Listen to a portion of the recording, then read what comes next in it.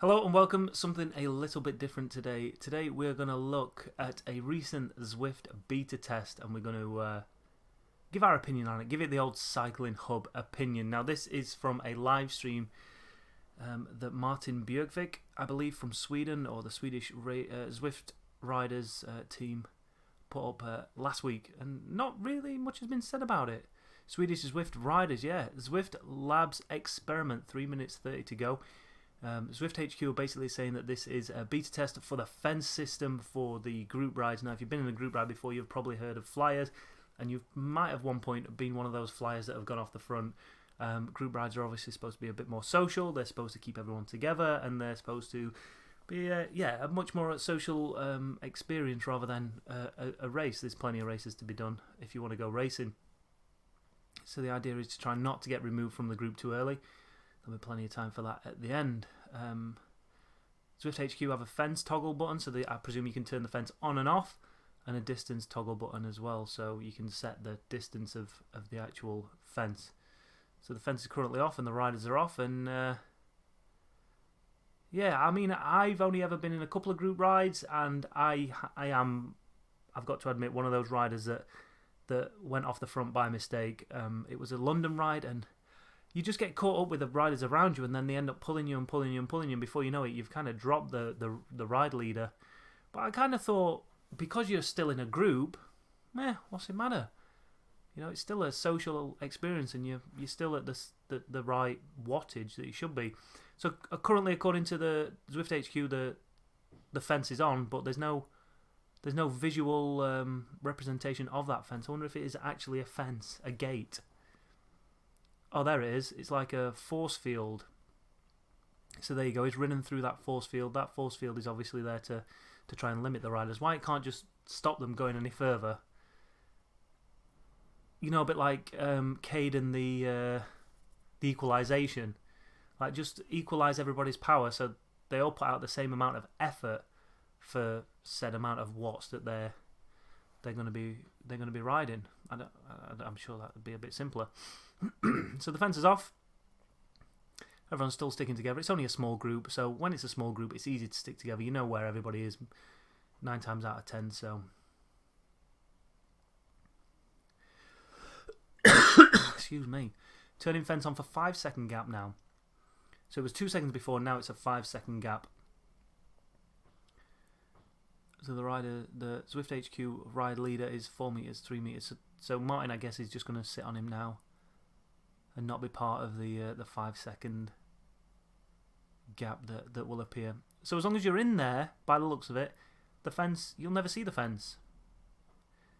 It's only until you start dropping the ride leader that you'll actually see that fence appear. But I wonder if the same's... There you go, look, there. It's just appeared. It must have got 5 seconds or 4 seconds in front. It appears. And then once you'd passed it, then that means you are 5 seconds in front of the ride leader. There you go, look at that. Martin just backs off just a little bit. And as he does, the force field fades. I'd like something a bit better than that. That looks a little bit... it's just me nitpicking in it. Come on, like a better force field, like something. I don't know, something, like a gate. Or like a big hand. So there you go. Martin's increased that gap by more than 5 seconds. Return to the group to stay in the event or keep riding to quit the event. So if you carry on riding outside of it for 30 seconds, then you'll get booted and you'll just go back to the world. As you can see there, people are saying, yeah, it's good, but it needs to be 45 to 60 seconds. I think that's right. What happens if a ride leader has a dropout? Because I'm sure that could happen. They have a dropout. Does that mean everybody has to wait? Next time gap will be 10 seconds. So if you have a big time gap and you have a bigger timeout limit, so 60 seconds, then I guess if a ride leader does have a timeout, a dropout, then that'd be rubbish because you'd have to wait for them or everybody will get kicked. There you go. Force field appears. So he's got 8 seconds, 9 seconds. So out of that, that's 10 seconds now. So yeah, I think people are complaining about the the auto select, or the time in which they have to get back into the group, which it shouldn't take any more than 30 seconds. But if you aren't paying attention for whatever reason, then you could easily lose that. And that's the other thing, waiting around, and then all of a sudden you could potentially get dropped if you're not paying attention again. So I don't know.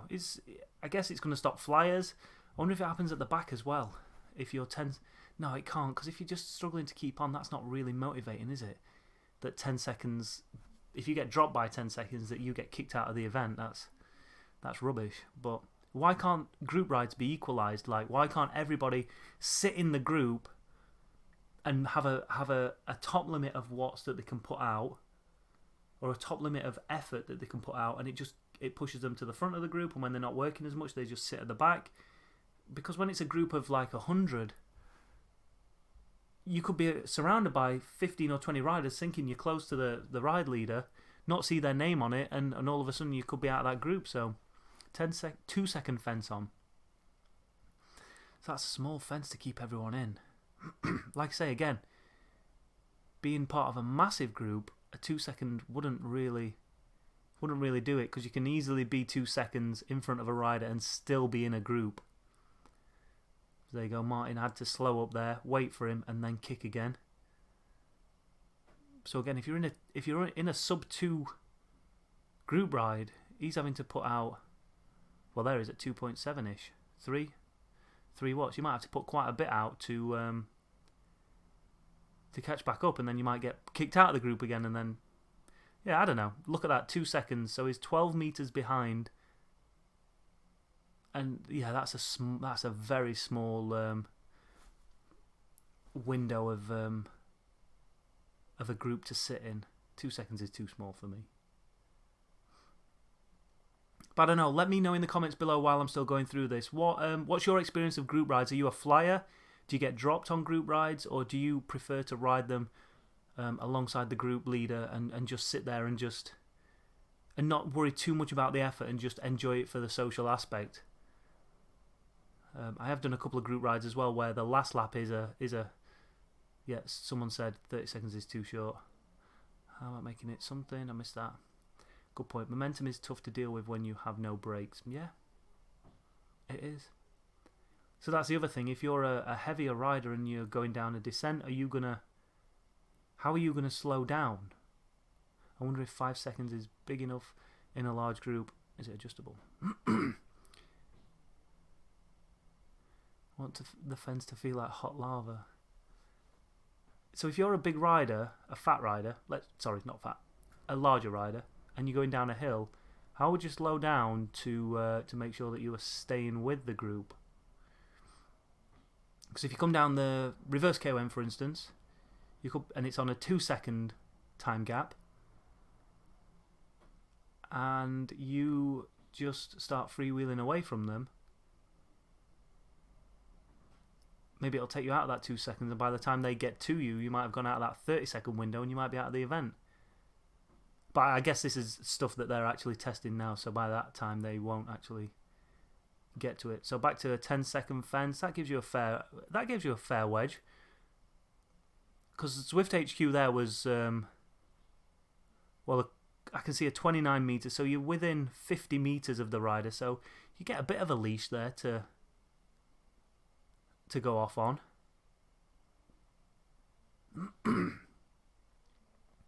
But again, you've got to wonder why these people want to feel the need to... Oh, look, there you go. He's got dropped by 5 seconds there, and the thing didn't come on at the back, so...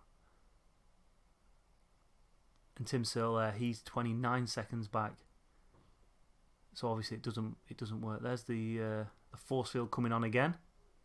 So how do you think it's going to work for you? Do you think it's going to be a good thing? Do you think it's going to be a bad thing? Do you think it's going to be more enjoyable, the fact that people have to stay together? Or what's the deal with flyers? Is it just an ego thing? Are they just trying to like make out that they're really fast, but really they're too afraid to get into a race, so they use the group rides to excuse me, to strut their stuff? I don't know.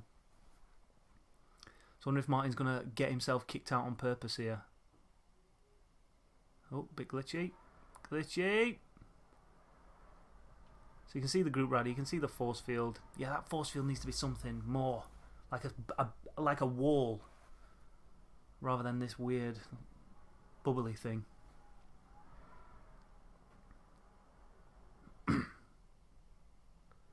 So crossing lots of intersections causes fence to fail. That's the other thing. But then again, you should know your route. Surely they've set the group ride to the route. So the force field should know where to go.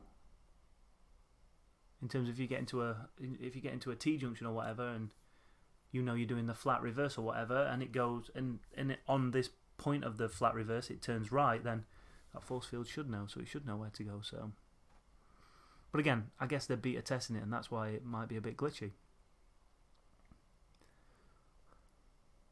Back into the force field, and yeah, it seems like a good thing, but Tim's seen it at 8 seconds, so he's seen it at different. At what point the force field is shown is different for potentially people. So you can see it at 5 seconds, so that's a 10-second gap, and you can actually see it at 5 seconds, albeit a bit faint. Interesting though. Imagine if someone hacked the system and put one of these. Okay, last 45 seconds, everyone get booted. If they put one of these in a race, and you were like the leader of that race, and you didn't tell anybody, and you just sat back, let everybody go out in front of you, and as they went out and attacked you, they just kept getting kicked out of the race. So it's. Oh, would that be a good idea? Would it work that? Think about that, right? Or is that just what they do on a group ride? Keep within the ride leader for 2 or 3 laps or whatever, and then it's a free for all for the last lap.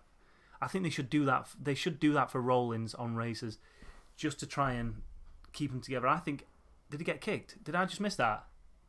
Did I just miss him getting kicked? Here we go. Don't get stuck behind him. Too busy chatting about racing, aren't I? Oh no, he didn't get kicked. Isn't it? Or did they just end it? Oh, it would have been nice to see him get kicked. Oh yeah, you can see up at the top, yeah, 10 seconds, 8, 7, 7, 6, 5, 4, 3, 2, 1. Nice, interesting little video there from Martin. Be good to see what they do with that. And yeah, would it work that a race is, you know, when they have the lead-in is limited. It's limited to, I don't know how you do it, but you're limited to a certain amount of power up until that lead-in is done, and then it's a free-for-all. More like an actual road race, so people can get their warm-up, so people don't feel like they need to go all out. And instead of it going from 0 to 100 in that pier section, it goes from 50 up to 60 to 70, then they get released. So it's only everyone's going from 70 to 100 as opposed to 0 to 100. I don't know. Anyway, make sure you hit that like button, hit that subscribe button, hit that notification bell, and let us know in the comments below. Are you a rider? Of course you are. Are you? Of course you're a rider, or you wouldn't be watching this.